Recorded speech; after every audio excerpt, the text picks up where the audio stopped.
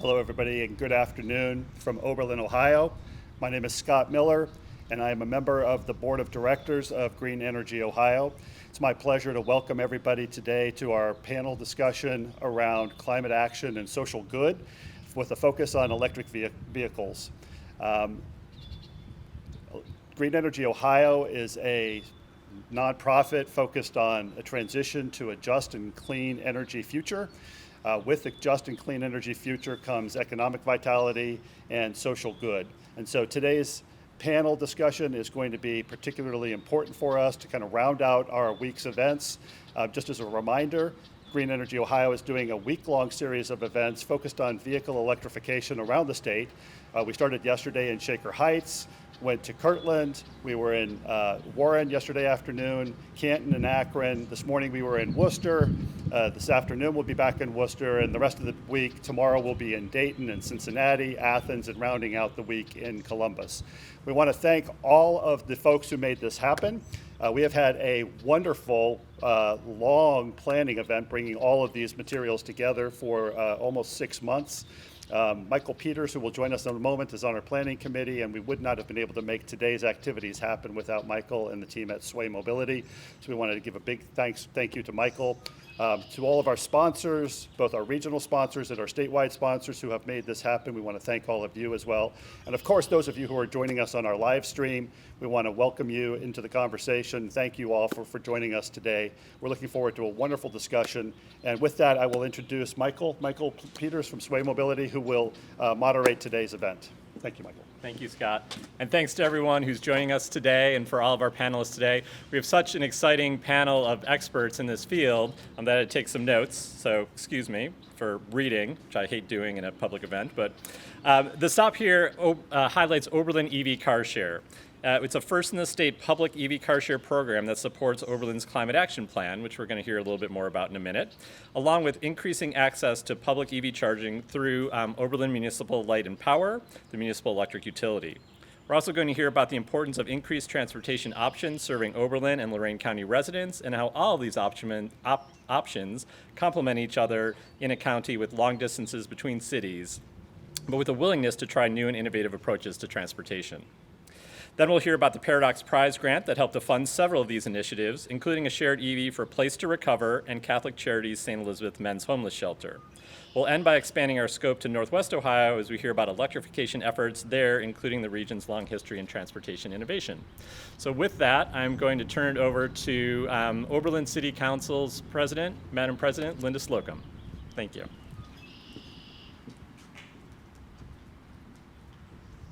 Thank you, Michael, and thank you for the invitation to be here today. Welcome to this Oberlin stop on the Green Energy Ohio Electric Vehicle Tour. The city of Oberlin has a rich history of social and civil rights leadership, beginning with its founding. It now continues to lead in the context of another generation-defining challenge, that is, climate change. As the former president of Oberlin City Council, Brian Burgess, wrote to the 2019 introduction to the third edition of the city's Climate Action Plan, Oberlin has a responsibility to think globally but act locally. To that end, local government must ensure that every resident has safe and adequate housing, food security, transportation, and affordable access to reliable utilities. We do this with the understanding that fossil fuel use must cease and resource consumption be drastically reduced. So a sustainability resolution in 2001 started the city on a path of commitment to this challenge. In 2006, Oberlin College signed the American College and University President's Climate Commitment, which committed the college to become climate neutral by its current target date of 2025. In 2007, the city became one of the first Ohio members of Local Governments for Sustainability, known as ICLEI, initiating a greenhouse gas inventory and the development of a local climate action plan. The city developed its first climate action plan in 2011. This plan sets systematic goals of reducing 2007 greenhouse gas inventory emissions by 50% in 2015, by 75% in 2030, and below 10% by 2050. Through sales of renewable energy credits, Oberlin has been able to set up a sustainable reserve fund. And that fund identifies and supports projects that help us meet the goals of our climate action plan. Transportation is approximately 20% of our emissions.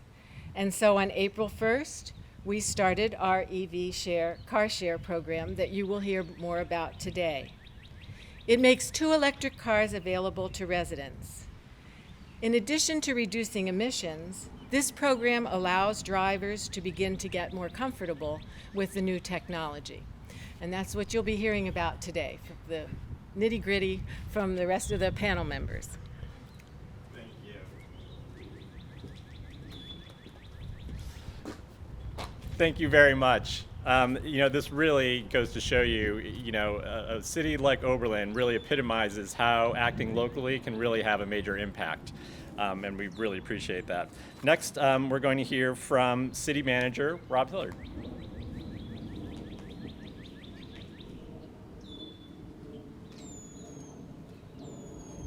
Thank you, and I appreciate the viewers checking in on our, we believe, one of a kind and hopefully one of many in the future, our EV car sharing program.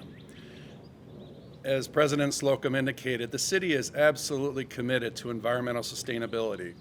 We believe as a small town, a town of approximately 8,000 people, that we can make a difference every day in every way. These efforts happen because of a committed community, also because of a dedicated staff. And you'll have a chance to see a couple of staff folks here in our presentation that'll talk about a variety of our other initiatives. But the SWAY program and the EV car share program allows for the reduction of carbon in our community. It also is intended to inspire folks, inspire the citizens to know that electric car sharing programs are a viable option. The city is supporting it, knowing that as everyone gets a chance to drive and experience electric car experiences, from there they'll have a chance to then potentially invest, utilize, and actually draw the barriers down from a car share program. We can share, and that sharing does make a huge difference in carbon reduction in our community, in our state, in our country, in our world. I'm just very pleased to be a part of this. I'm pleased to introduce our staff who is committed, not only committed to transportation and the ways to reduce carbon emissions through that mechanism, but a number of initiatives in terms of housing, weatherization, looking at our water quality, and a number of initiatives that really do help our environment and our world. With that said, thank you. Appreciate your attendance today. Hope that you learned something as part of this process. And from there, we are learning as an organization to continue to look towards EV in our fleets, in our police cars, and our other modes of transportation to provide services to our community. So with that said, thank you, and I appreciate the opportunity to share.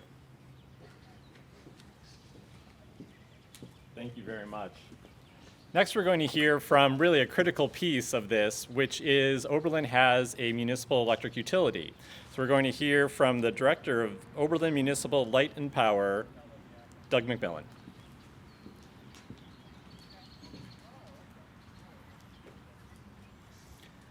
Hello, thank you for the opportunity to speak. I'm the director of Oberlin Light and Power. We're a small city utility with big city aspirations, I like to say. We actually only have 3,100 meters here in Oberlin. 80% though of our load is commercial customers. We do have 4 different divisions, so most small cities like this don't have that. So we have a distribution division that our linemen that take care of all our overhead and underground lines. We have a technical services division that takes care of our substations, our SCADA system, all our metering, our automated meter reading. And we have our generation plant. Oberlin has its own small generation plant here that provides for peak shaving opportunities for Oberlin to keep our rates lower here. Then we have the administrative division that we take care of all the paperwork, all those tasks, and pretend we manage what's going on in the other divisions anyway. The EV charging stations we got involved with in 2015. We installed the first one behind Old City Hall there. That station by 2020 had 10 times the usage, so the kilowatt hour sales increased tenfold over that 5 years. It's been a good increase we've seen here, and with the SWAY program, we installed 2 additional charging stations here. So we now have 4 ports available for public charging in Oberlin. Hopefully these will increase our sales and increase the usage of electric vehicles. I will say Oberlin Light and Power was the first, one of the first, well actually we built the first electric vehicle in Oberlin's fleet. And that, having that Nissan Leaf was a big step for Oberlin to take, and as we shared that with other departments in the city, got to use that and see how that electric vehicle worked and how substantial it was.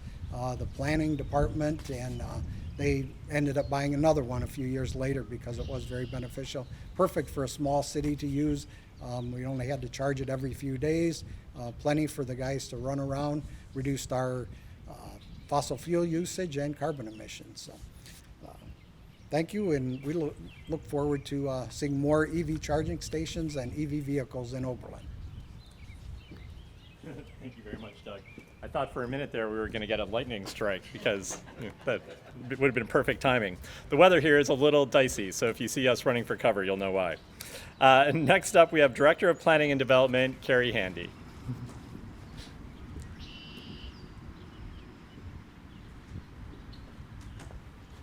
Good afternoon. Thank you for having me here today to talk a little bit about Oberlin and how we've been looking at our transportation challenges.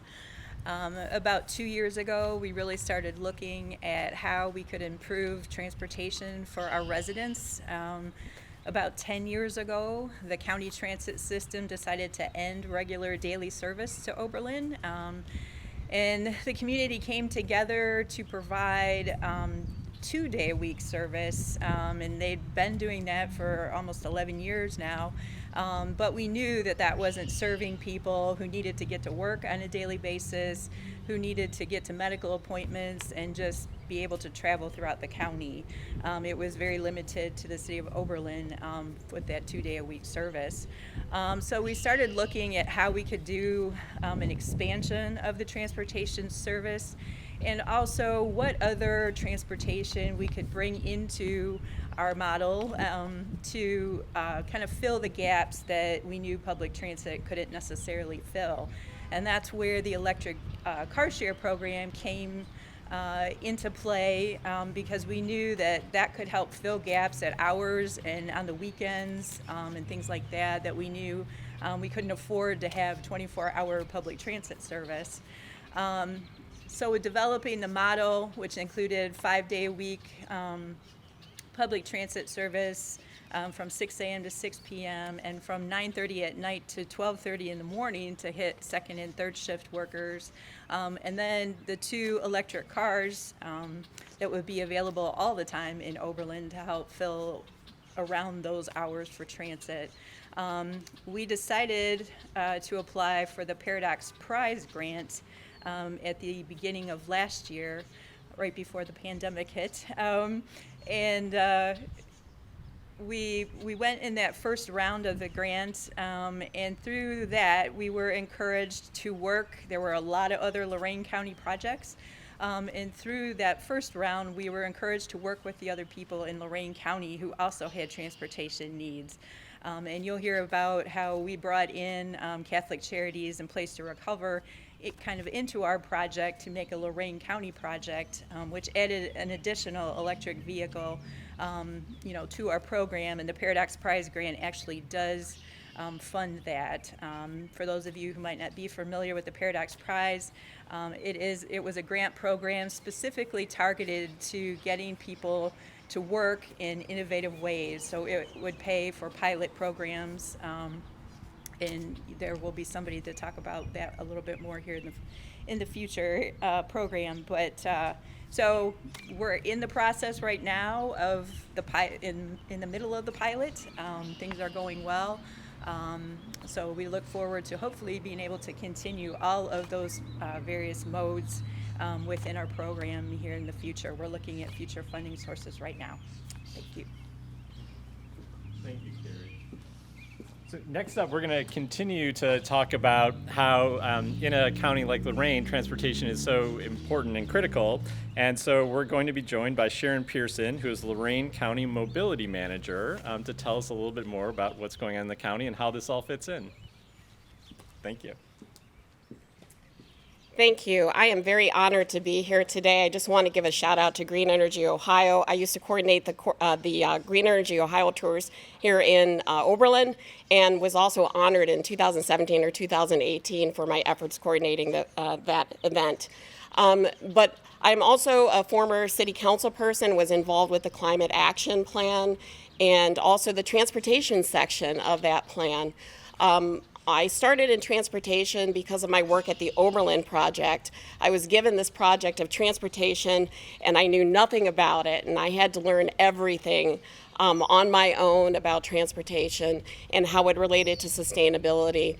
But one of the reasons why I stuck with this is because of the social justice piece and the fact that without a car here in Lorain County, it's really difficult to get a lot of places. Many of the job hubs, they exist in Lorain, Elyria, and especially Avon, and it takes about a half an hour to get over there. So if you do not have a car, you're not going to be able to have access to that. And I see that this EV car share program offers the opportunity for people who are low income to sit in an electric car that maybe they would not otherwise be able to, or use that car and have a chance at doing that. And this is something that's very special here in Oberlin.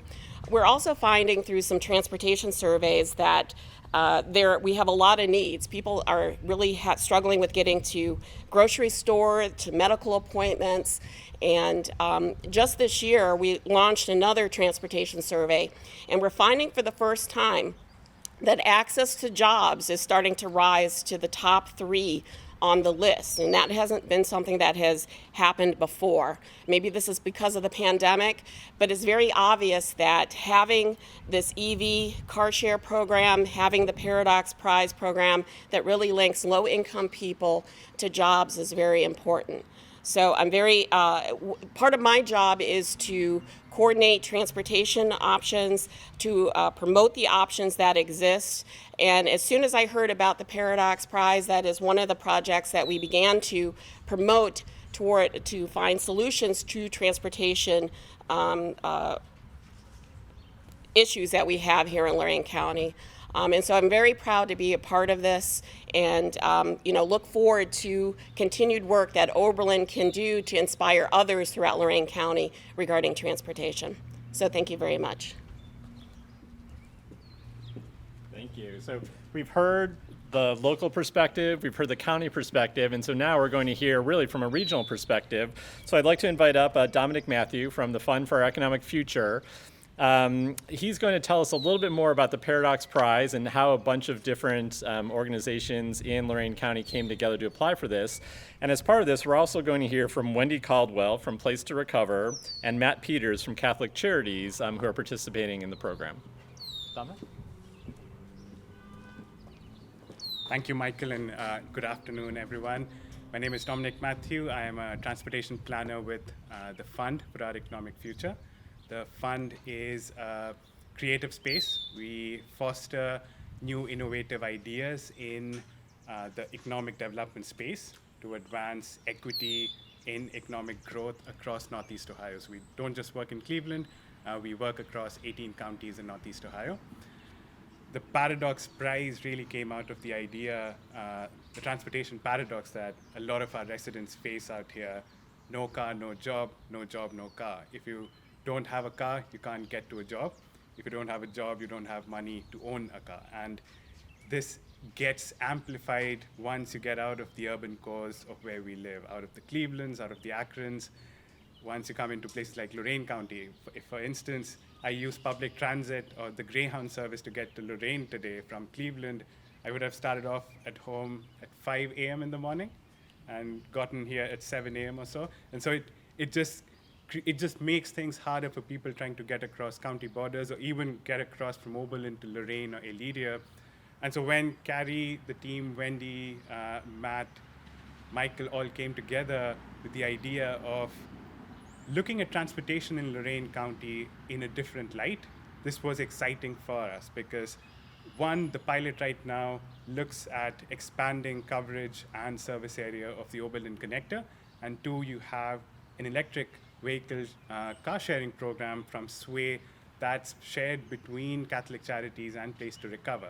And I would love to have Matt and Wendy come in from both these organizations to talk about this particular pilot. But what we've seen till now, what we have learned till now is that introducing innovations in populations or communities who we think don't fit the bill for innovation can be truly transforming. We see, especially with electric cars, that we look at a certain class or a certain subset of the population who might end up using it. That's completely not true, and both of them would talk about what they're seeing in their pilots. Please.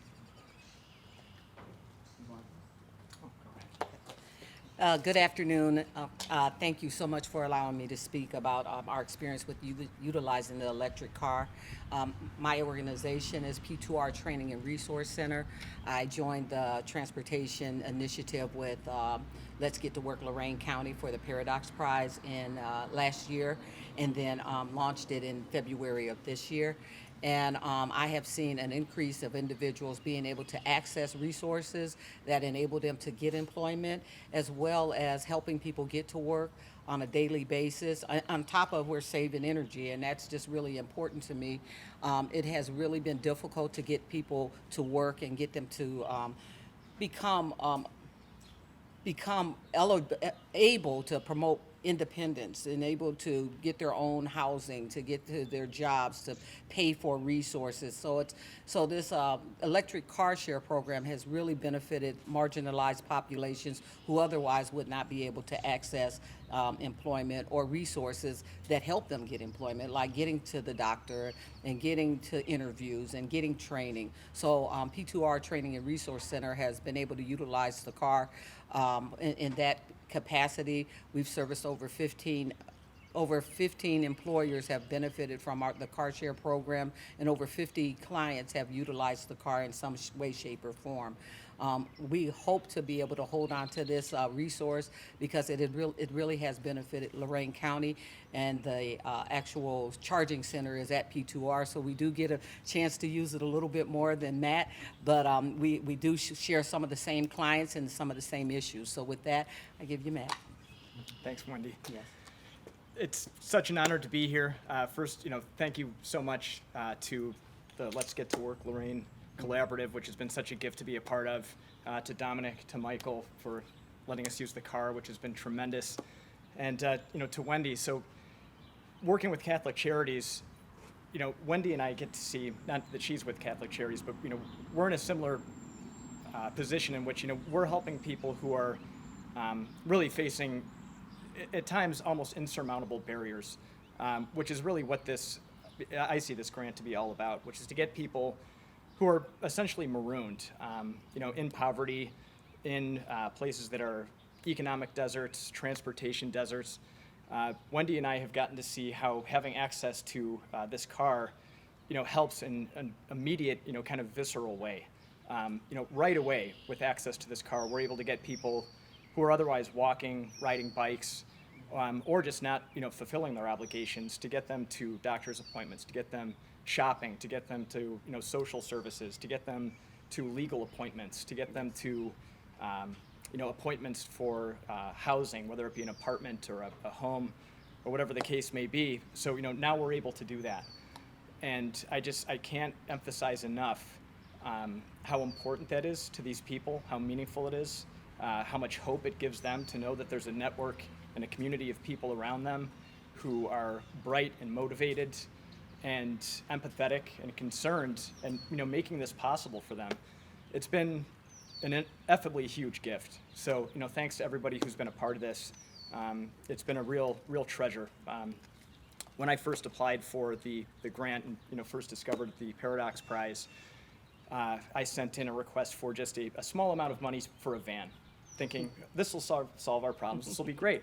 Dominic got right back to me and said, hey, you know what? I recognize your need. I want to put you in touch with this larger group. I think you guys have a common goal happening here, and lo and behold, here we are, and it's in motion, and it happened very quickly.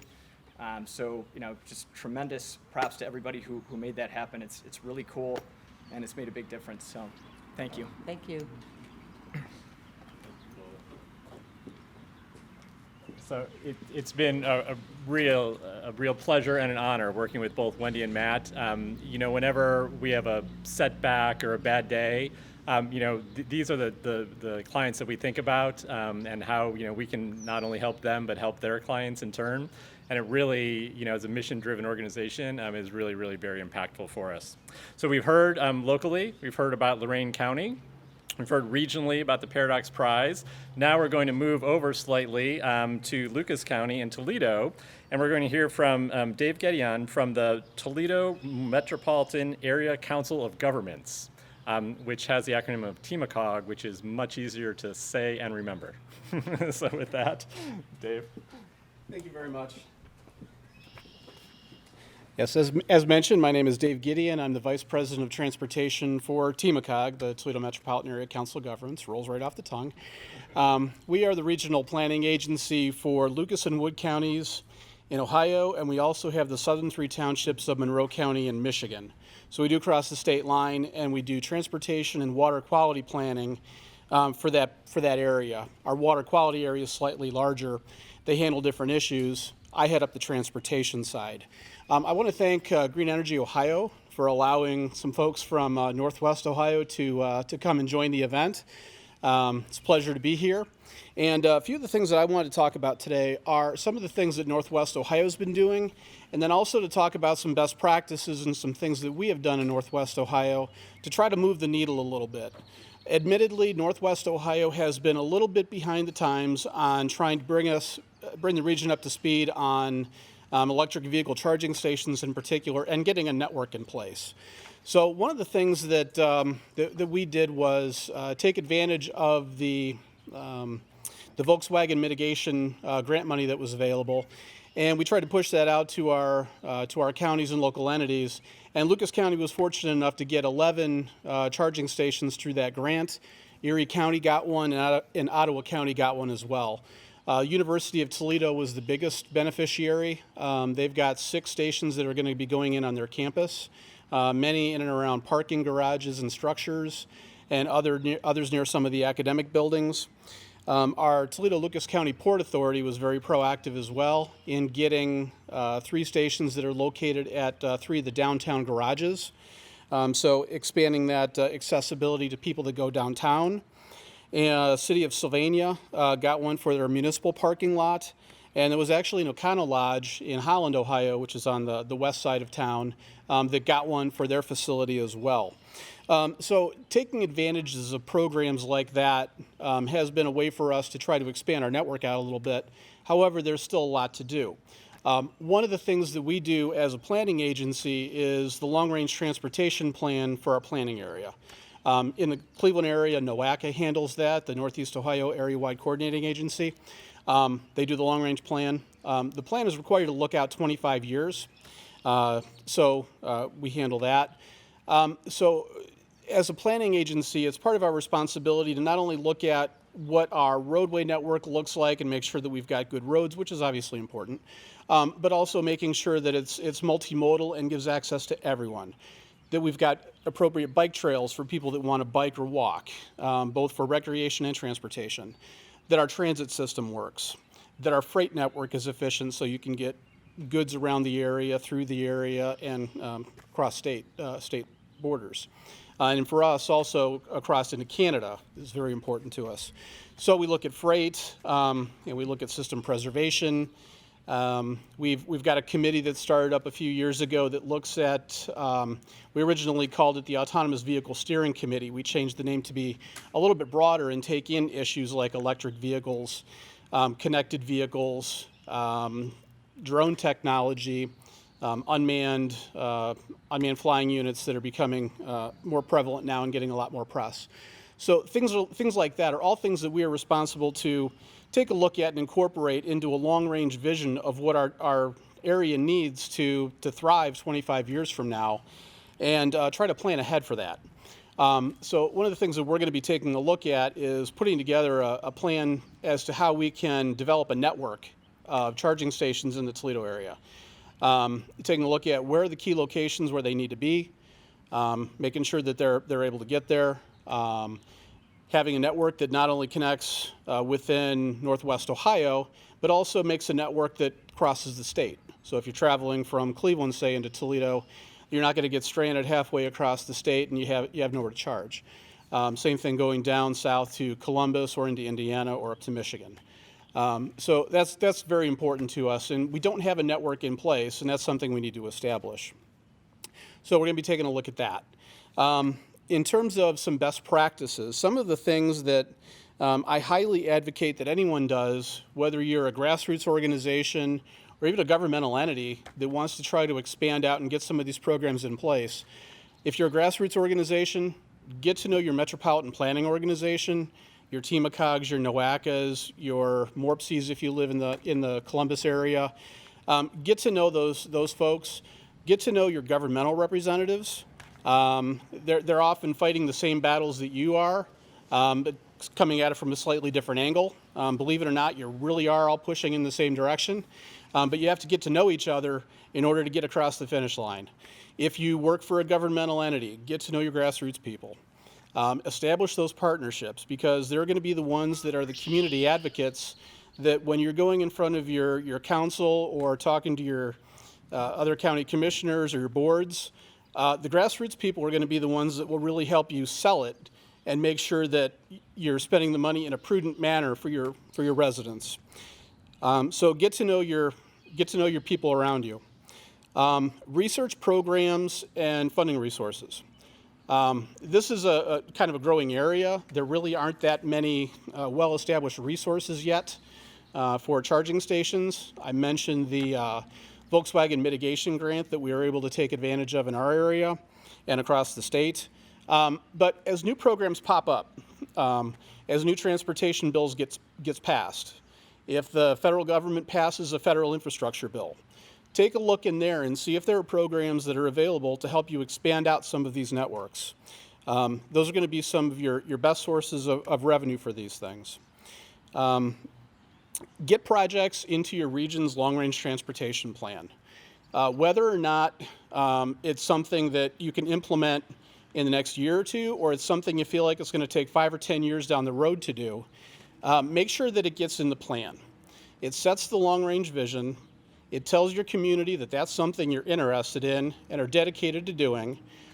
So if it does come up, funding does become available, you can point to your plan and say, hey, as a region, this is something that we decided to do. We dedicated our resources to it, our planning dollars in the hypothetical sense in the plan, and it makes it a lot easier to get funding. You're selling it in the sense that the region has backed it.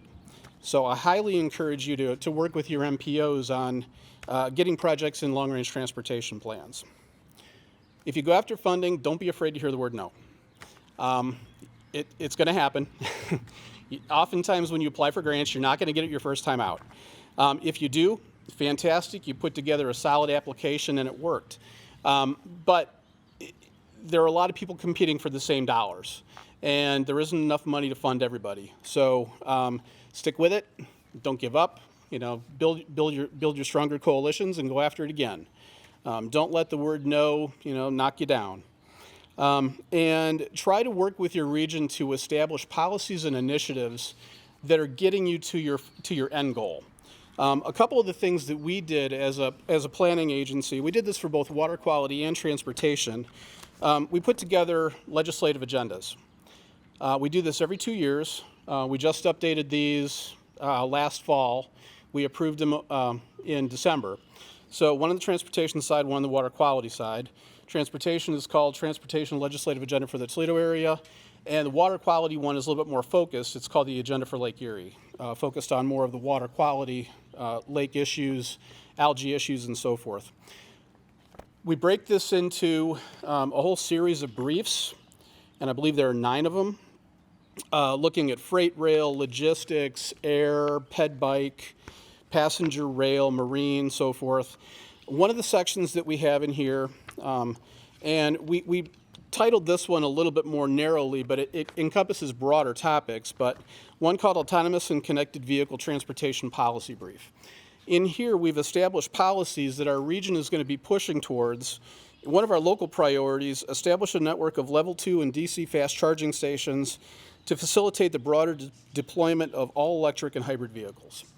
So when we set it in here, that basically establishes this as a regional policy adopted by our board, comprised of 120 local governmental, non-governmental schools, a broad constituency of agencies that adopted it, which means it's a policy of our region that we want to try to accomplish and build towards.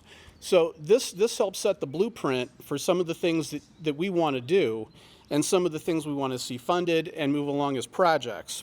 So it's documents like this that we put in the hands of our area legislators, that we put in the hands of our Board of County Commissioners, of our local council people, township trustees, anyone that can help us move the agenda forward. We give this to them every 2 years so that when we have new state representatives coming in, they can see what our local priorities are. We started this about 20 years ago or so with the main issue that when we'd have people from Northwest Ohio that went down to Columbus talking about various issues, one person would say we need X. Somebody else would come down and say we need Y. Someone else would come down and say we need something completely different. And the question that then got asked is, okay, Northwest Ohio, what do you really want? You're all saying something different. No one is saying anything that fits together as part of a plan. This is what we have put together, and a tool we decided to use to be that vision, to be that plan that we can put in their hands, not necessarily the whole document, but one of the individual briefs that we may be going down to talk about. If we're talking about we need bridge money, we pull out the page that deals with that. So we're all saying the same thing. It's our note sheet. We can talk about any issue that we need to and all say the same exact same thing. Helps us look coordinated, helps us all push in the same direction. So those are some of the things that we have done on a planning agency level. Toledo is starting to do a few things that helps us to move in some other areas too, talking about access to mobility and transportation. We put in place a bike share program a few years ago. It's called Toledo Bike Share. Right now, I believe we've got 11 stations in place around the downtown area.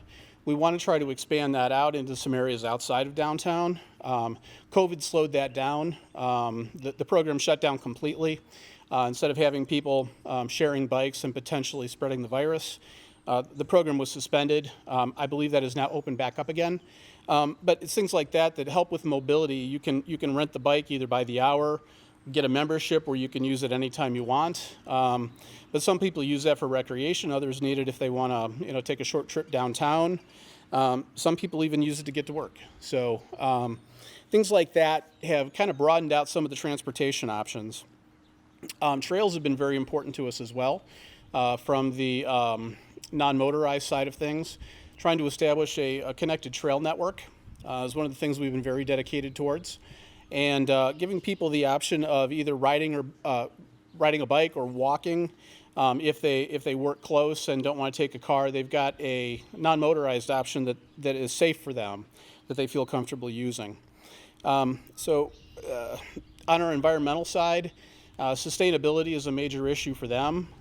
They've got programs in place looking at rain barrels and rain gardens and various water conservation efforts and efforts to try to keep pollution out of Lake Erie and stop our algae issue that has saddled Toledo for a number of years. So Toledo is starting to get a lot more progressive in how we look at sustainability, how we look at options for transportation, access to transportation. Our transit agency has gone through a major revamp over the last 15, 16 months with the new general manager. She's looking at things like electric vehicles where that hasn't been something the agency has looked at previously. Alternative fuel vehicles. I think they put in a application for some electric buses for the first time. So things like that, we're gradually moving in a more sustainable direction. It's taken us some time, but it's some of these efforts that I've talked about that have really helped set the stage for how we want to get there and some of the things that we want to do.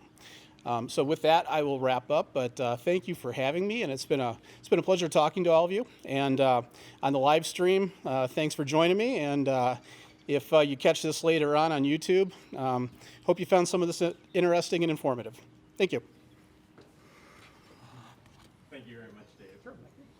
So I think that we've heard from a lot of different organizations today, and I think someone like TMACOG is one that a lot of people, frankly, outside of government realms aren't really familiar with. So a metropolitan planning organization. So as Dave mentioned, Northeast Ohio is NOACA, there's MORPC, there's Eastgate, there's several around the state. And the collaborative process with them, often involves this long-range planning, but there are certainly monies that can go towards things like EV charging and even EV car share. So congestion mitigation and air quality grants, which again are planned for many years in advance, so you're not going to get this money tomorrow, but that money can be earmarked and used for EV charging and car share. So something to look into. So we've heard some great aspirational stories. We've heard some very practical stories. Really a lot of information today.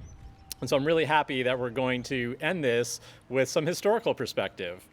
So to wrap us up, we have Christine Senek, who's on the advisory board of TMACOG, and she's going to discuss the electric vehicle boom of the late 18th and early 20th centuries and the lessons learned from these experiences that might inform our planning and placemaking today.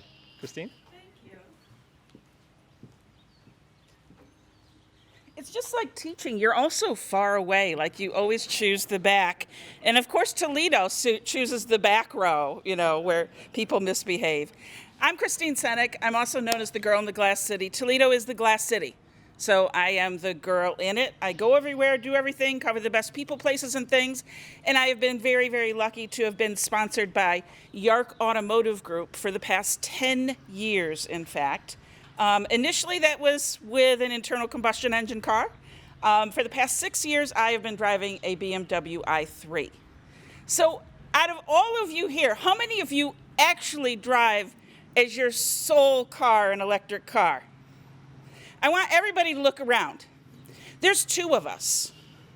The rest of you are making decisions for those of us that drive cars. By the way, this is not my formal presentation. This is my jump off of Dave's thing, because I kind of taught him this lesson, so I'd like to teach all of you this. Please ask people who actually drive electric cars before you decide that anything is a great place for an electric charger, because chances are it's not.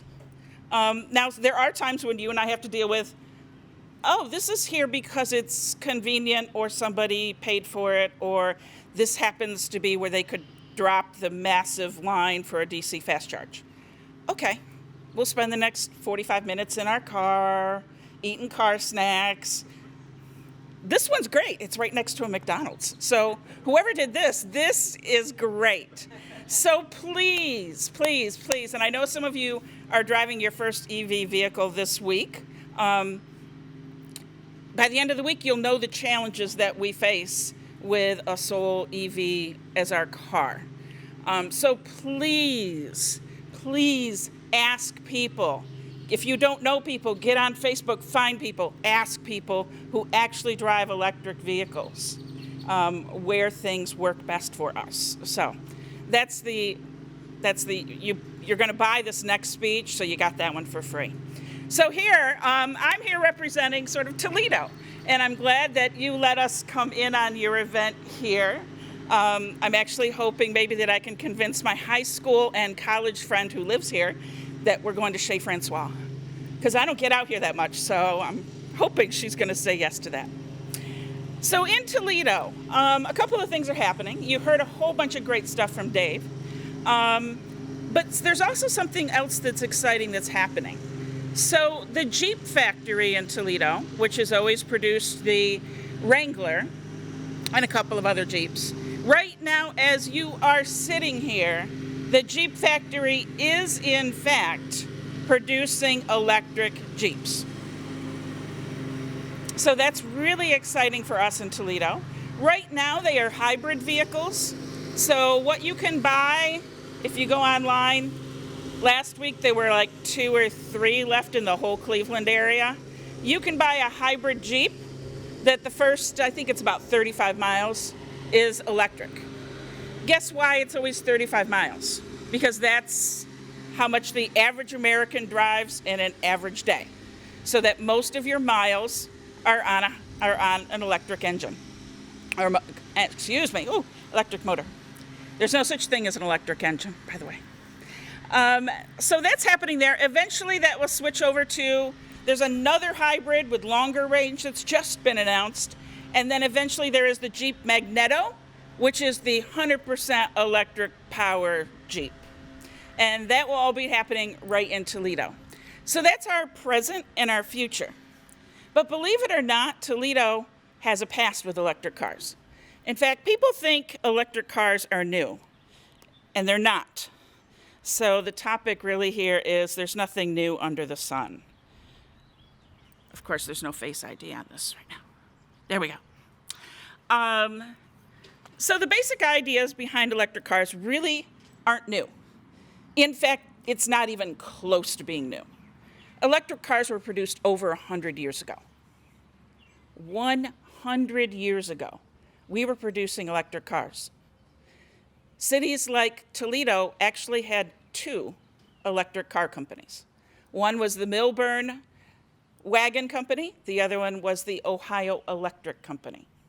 Detroit also had one. They actually probably had a couple, but that one survived longer than any other electric car company in the entire United States. That made it to 1939. So these things have been around. And then if you're old enough, not that any of you are, but I remember the 70s, I was a little kid, and that's when I caught on to the electric car thing. I thought it was the coolest thing in the world, but then I also thought that the Jetsons was an electric car. It's not. There's a little poof of smoke that comes out the back of it, which was really disappointing for me once I figured that out in my 40s. So, in fact, back in the 19-teens, over 300 companies made electric cars. For those of you that are electric car fans and paying attention, does that sound kind of familiar now? There's a new electric car company every single week. Around the world, there is a new electric car company every single week. They want to be the next Tesla. They want to be the next Leaf. They want to be the next i3. They want to be the next electric car company. They're all over the place. And every single one of those either ended or was bought out by the big automotive companies. See, that's a little precursor to where the story is going. Some of them assembled a single prototype. Others made thousands of vehicles. 2 of them were in Toledo. The merits of electric cars remain up for debate today, but it is, in fact, the same technology that we're dealing with. So, plug-in battery packs. In other words, you know, it's like that. It's the idea that when you're talking to your old dad, because I have one, and he's like, well, why can't they just make battery packs that drop out of the bottom and roll away? Okay, well, there are companies that are looking into that. Because then I don't have to sit over there for 4 hours and charge my car. I just go someplace, battery pack drops out, boop, on the road. Guess what? They had that in the 19-teens. In fact, the Milburn Electric Wagon, which was one of Toledo's, the big one in Toledo, actually you would rent a battery pack for $1. $1 gave you a brand new charge, and they would just roll it.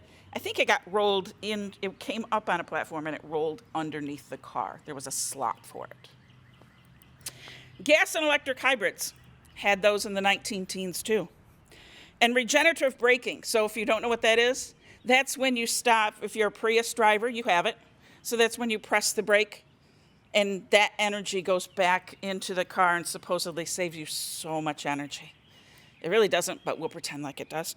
But they had that in the teens too. So we think we're all high and mighty and so advanced and so high tech. And all of this was going on 100 years ago, 100 years ago. So in a time when 8% of the population had electricity, electric cars were actually big. That's 8% of the population. That's all that had it, and electric cars were there. So it was electric, and it was steam, and it was gas, and nobody knew who was really going to win this race. The electricity increased. In 1920, it was about 34% of homes. But it still was a technology that most people didn't have access to. You know, we think of internet now. If we think of internet 10 years ago, 34% of people were probably about all that had internet. A lot of people didn't have it. So in the early days of motoring, we were kind of looking to see who was going to work. And for a while, it really was anybody's guess. But ultimately, gasoline won out. And there are a couple reasons for that. You could bring gasoline with you. So on longer trips, you'd pack a gas can, and you could go a little bit further. Also, the other big, huge difference is, I'm skipping ahead, I'm skipping all over. So I might have to just guess. Oh, here it is. So a new Milburn electric wagon was somewhere between $1,500 and $2,000 in 1916. It's a lot of money. A Model T was $400. Which technology is going to win?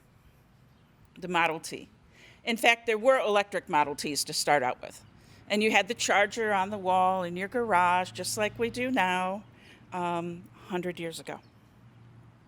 The Ohio Electric Company was actually more expensive. Their cars ranged from $2,300 to $3,200. They only made a total of 650 vehicles in the 8 years that they were around. Milburn made the better part of about 5,000. So you see this, and you see that this is all kind of contemporary issues that we're dealing with. Detroit Electric sold a lot of cars and sold them through 1939. So they actually sold them through the First World War. What was happening with the First World War actually kind of killed almost every single electric company because steel and all of that needed to go towards war efforts. And it killed, it had a huge effect on the automotive industry. And so things changed in the 1960s.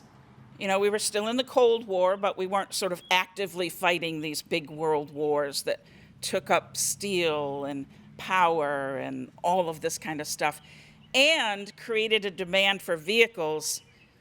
You're not going to charge a vehicle on the beaches of Normandy. Electric technology wouldn't have worked in wartime at all. So you needed something, and those are all kinds of things that created the gas need for a gas engine. But in the 60s, we started to think about the environment a little bit and what was happening, or at least a small group of people did.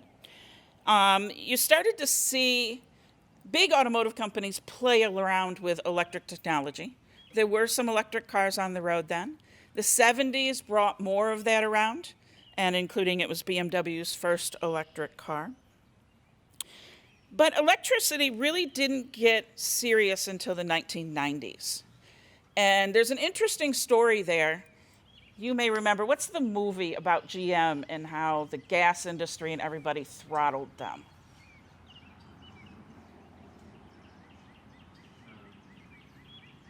I'm thinking it's Jump, but it's not. So there's a movie out there, for those of you that like to watch old movies on documentaries. So GM started to get very serious in the 1990s about electric vehicles. It's no surprise you see them leading electric vehicles today.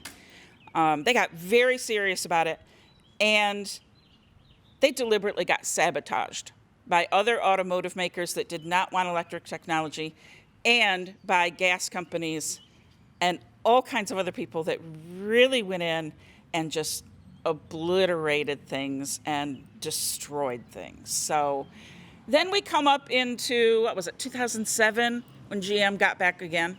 GM started doing their thing, and all of this is really happening in in the vicinity of Toledo.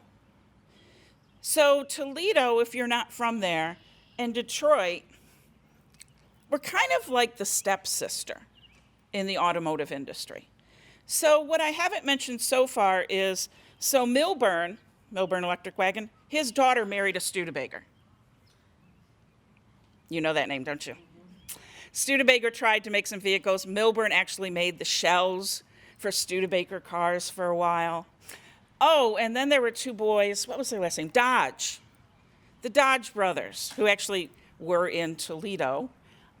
They also were a part of the Milburn Electric Factory, and they were on the board of directors and bought pieces and parts that would get peeled off at different times.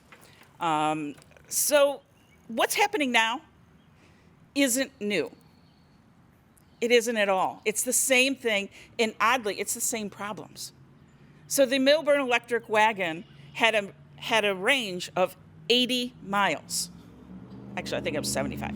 75, going around 23, 24 miles an hour.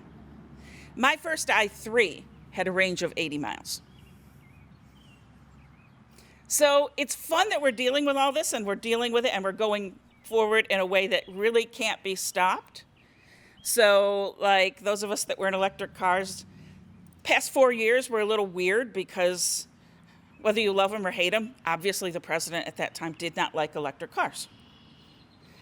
But the thing that we actually knew was, okay, well, guess what? You put all the automotive makers together, they're bigger than any one president. They are worldwide companies. So we knew it might slow up a little bit, and it did. But now it's just full stream forward with electric technology.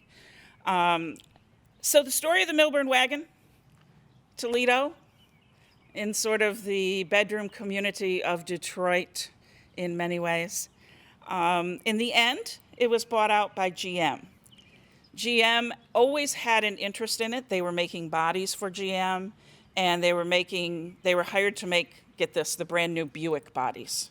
When Buick became a car, those bodies were being made on Monroe Street in Toledo. Well, no, it was kind of more like Auburn in Toledo, because one of the things that always happened is Milburn always had fires and explosions all the time.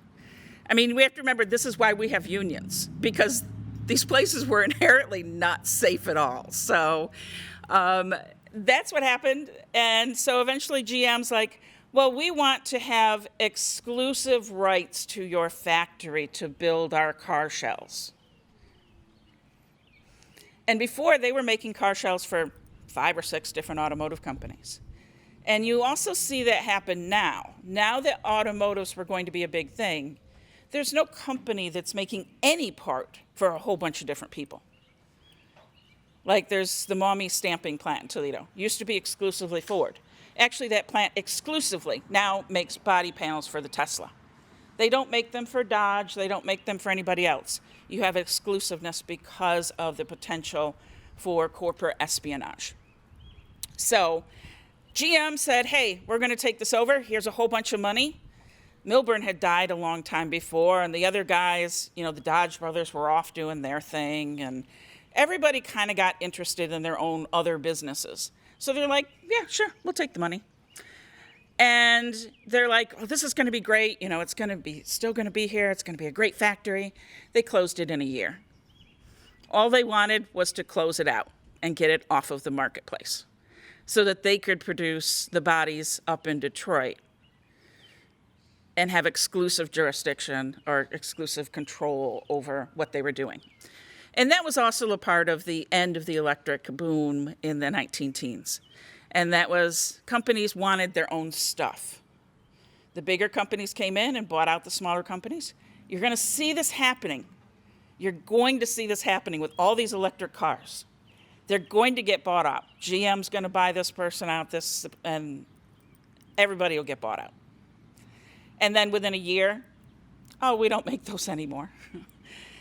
So it's a matter of just buying out the brand in the marketplace. So that's a little bit of history, which is also part of our present here with electric cars. I don't know if it's a Q&A thing, but if you have questions, you can ask, or you can cut the video. Hey, I didn't say hi to the live stream people. Hi, live stream people. Sorry. You're my afterthought at this point, aren't you? Anyway, I'm going to close out because I could just talk like this for forever, and you look bored as hell. So, any questions? Anything? Great. Thank you very much. Thanks for sharing your space, as we now say these days. We're very, very happy to have you. I think one of the things we've all learned today is that the collaborative process really gets the best results. So whether it's here in the city of Oberlin, whether it's in Lorain County, whether it's for the region, whether it's for Northern Ohio. It's really been a pleasure to have everyone here. Really appreciate everyone's time, both everyone watching the live stream or the recording later. Everyone who participated today, really appreciate you coming out and sharing your stories with us, hopefully inspiring our generation and the next generation to continue this work. Scott, do you want to maybe just give a preview of what's coming up in the tour and close us out? Thank you. Thank you, Michael. And I'll give my thanks to all the presenters today. A wonderful set of presentations, and really appreciate that. So for the rest of the tour, today we are headed back to Worcester at the Ohio Agricultural Research and Development Center, where the GEO board president, Dale Arnold, who is the director of public policy for the Ohio Farm Bureau Federation, will be talking about the electrification of the agricultural sector and agricultural equipment. Tomorrow we will be at Carillon Park in Dayton, next to the University of Dayton, where we will be having an EV rally, as well as presentations by Mayor Nan Whaley, the city manager, and the sustainability manager from the city of Dayton. We'll be going to Sinclair Community College to talk to their Tesla training program and the coordinator of their Tesla training program. We'll be headed to the Cincinnati Zoo later that day, tomorrow, and we will have Chevrolet will be in attendance and showing off the new Chevy Bolt, as well as some EV efforts that are going on in the city of Cincinnati. We'll have a reception tomorrow night. We'll be in Athens, where the city of Logan has purchased 3 Tesla 3s for their police department. And so the mayor will be talking a little bit about why they chose Teslas for their police vehicles. And we'll be talking to Mayor Steve Patterson in Athens Thursday afternoon about sustainability efforts in electric vehicle electrification in the city of Athens, and a microgrid project that they're installing. And then we'll be closing out the week in Columbus. We'll be at the Ohio State University's Center for Automotive Research, which is changing from internal combustion engine to EV and automated vehicle technology, as well as Yellow Cab, which is electrifying their entire fleet of cabs in Columbus. And we'll be wrapping up the entire week's activities. You need to take a breath here. And say at the Smart Columbus Experience Center, for those of you who are kind of in this space, many of you know that the city of Columbus won a very large $40 million grant several years ago around autonomous and connected vehicles and vehicle electrification. And so we'll be ending at the Smart Columbus Experience Center with a reception in the afternoon on Friday. Those of you who are on the live stream, those of you who are in attendance, you are all welcome to attend. Please come and join us as we wrap up the entire week's events. So you can tell we have a very comprehensive set of speakers, a very comprehensive set of stops. We're really trying to uplift all aspects of vehicle electrification and how this is changing not just the social fabric, but also the economic fabric and also the environmental and energy fabric of the state of Ohio. So we really think that this is not just a flash in the pan. We really feel like this is something that's here to stay, and we really appreciate those of you who share in this vision and joining us in trying to advocate for better policies, better public policy, as well as economic conditions that will incentivize these markets. So thank you so much for joining us, and those of you on the live stream, thank you for joining us as well. And if you are not, this is my shameless pitch as a board member. I have to tell you, we are a membership-based. GEO is a membership-based organization. So if you're not a member of Green Energy Ohio, we certainly encourage you to join. Go on to our website. There's membership forms online. You can swipe your credit card. It's very simple and painless. We also have, for those in attendance, we have applications here that you can fill out, and please join us. The organization, the membership really drives the mission of this organization. We really listen very strongly to our members. We take it to heart, and we try to advocate for the best public policy, the best economic conditions we possibly can for the state of Ohio. And as a membership-based organization, we are very close to our members. So join us, help amplify our collective voices. We've talked about that several times today and the importance of that, and that's really what is at the heart of Green Energy Ohio. So once again, thank you all, and have a wonderful rest of your day.